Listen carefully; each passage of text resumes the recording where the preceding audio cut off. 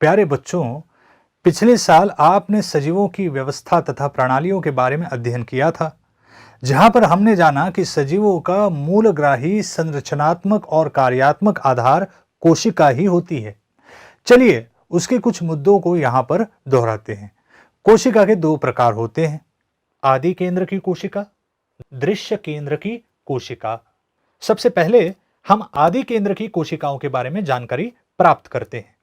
आदि केंद्र की कोशिकाओं में आनुवंशिक सामग्री केंद्रक में नहीं होती है और अंगक कला या आवरण की सीमा में नहीं होते हैं। दूसरे शब्दों में ऐसा कहा जाता है कि आदि केंद्र की कोशिका में दृश्य केंद्रक होता ही नहीं है। जिन जीवों में आदि केंद्र की कोशिका होती हैं, वे एक कोशिकीय प्राणी होते हैं और उन्हें प्रोकैरियोटिक अर्थात प्राक केंद्रक कहा जाता है। वे यूकैरियोटिक के आकार में छोटे होते हैं। उनका आकार 1 से 5 माइक्रोमीटर के बीच में होता है, मतलब पेंसिल की नोक से 1000 गुना छोटा। प्राक केंद्रक के उदाहरण ये एक कोशिकीय जीव होते हैं, जैसे बैक्टीरिया या जीवाणु और आर्किया। जीवाणु एक कोशिका वाले सूक्ष्म जीव होते हैं जो लगभग सारी पृथ्वी पर पाए जाते हैं और वे अपने अपने आकार, प्रकार और संरचना में काफी भिन्न भी होते हैं। इन जीवाणुओं की कोशिका भित्ति में पेप्टिडोग्लाइकन होता है, जो इन्हें बहुत ही कठोर और कड़ा बना देता है। प्रसर कला और कोशिका भित्ति के साथ साथ अनेक कोशिकाओं में कैप्सूल या एक पतली परत से कोशिका भित्ति का बाह्य भाग घिरा होता है। इनमें से कुछ कशाभिका का उपयोग गति प्राप्त करने के लिए करते हैं। क्या आपको 7वीं कक्षा में पढ़े सूक्ष्म जीवों का विकास और प्रकृति और लाभदायक और हानिकर सूक्ष्म जीव ये पाठ याद हैं? इसी कारण ये बात आपको ज्ञात है कि सारे सूक्ष्म जीव हानिकारक नहीं होते हैं, कुछ हम मानवों के लिए लाभदायक भी होते हैं। चलिए अब हम जीवाणुओं के बारे में कुछ मजेदार बातों को जानते हैं। हमारा मानवीय शरीर अनेक प्रकार के सूक्ष्म जीवों का घर होता है, जिन्हें कुल मिलाकर मानवीय सूक्ष्म जीविता कहा जाता है। ये सूक्ष्म जीव हमारे त्वचा पर, नाक में, मुख में और सबसे महत्वपूर्ण हमारे पेट में पाए जाते हैं। हमें ये जीवाणु हमारे जन्म के साथ ही हमारे शरीर में मौजूद रहते हैं और हमारे जीवन के प्रथम कुछ सालों में प्राप्त होते हैं और ये हमारे साथ पूरे जीवन भर रहते हैं। ये सूक्ष्म जीविता हमारे सेहत पर भी बहुत बड़ा प्रभाव करती हैं। इस क्षेत्र में हाल ही में कुछ अनुसंधान के अनुसार वैज्ञानिकों ने 70 किलो वजन वाले मनुष्य में लगभग 3.8 संपूर्ण रूप से 4.0 गुणा 10 का 13वां घात अर्थात 38 खरब जीवाणुओं को पाया है। वहीं पर उन मनुष्य के शरीर में 30 खरब अर्थात 3.0 इंटू 10 का 13वां घात इतनी संख्या में मानवीय कोशिकाओं को पाया है कि हमारे शरीर में जीवाणुओं और मानवीय कोशिकाओं की संख्या लगभग समान है। प्राक केंद्रकों का एक अन्य उदाहरण है आर्किया। जीवाणुओं के आकार और प्रकार का होता है और ये भी एक कोशिकीय होते हैं। इनमें से कुछ बड़े ही विषम वातावरण में पाए जाते हैं, जैसे गर्म पानी के झरनों में, खारे पानी के तालाबों में। आकृति विज्ञान, प्रजनन और पारिस्थितिकी विज्ञान की दृष्टि से इनमें काफी विविधता पाई जाती है। आर्किया में कोशिका भित्ति और कशाभिका होती है, परंतु इनके अंगकों की संरचना भिन्न प्रकार की होती है। उदाहरण के लिए आर्किया के कोशिका भित्ति में पेप्टिडोग्लाइकन मौजूद नहीं होता है।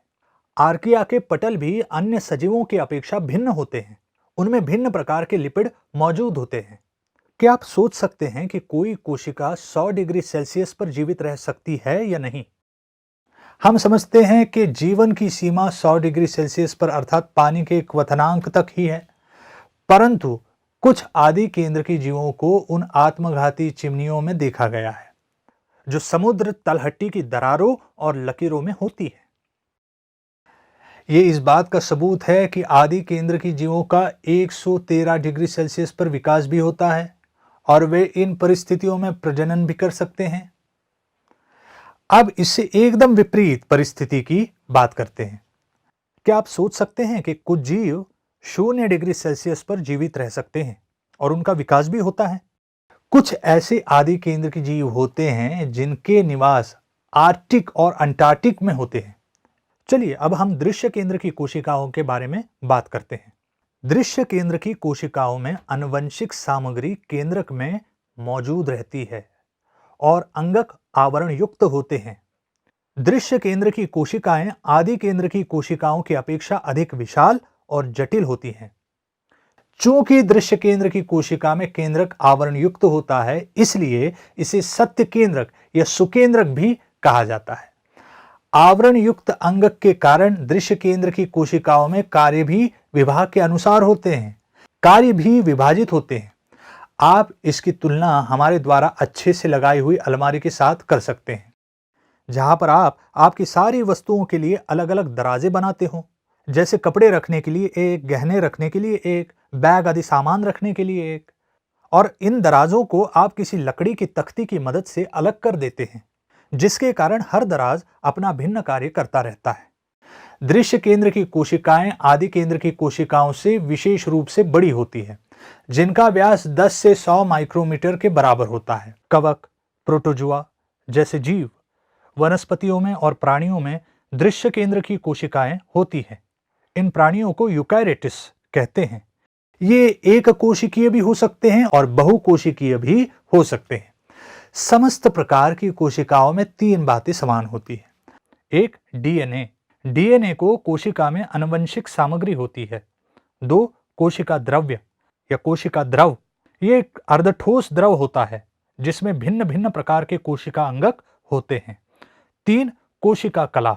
कोशिका कला कोशिका के अंतर्गत घटकों को बाह्य वातावरण से पृथक करती है। कोशिकाएं आकार में काफी सूक्ष्म होती हैं, जो सिर्फ आंखों द्वारा देखी नहीं जा सकती हैं। इन कोशिकाओं का निरीक्षण करने के लिए हमें सूक्ष्मदर्शी का उपयोग करना पड़ता है। सारांश, कोशिका 2 प्रकार की होती है, आदि केंद्र की कोशिका, दृश्य केंद्र की कोशिका।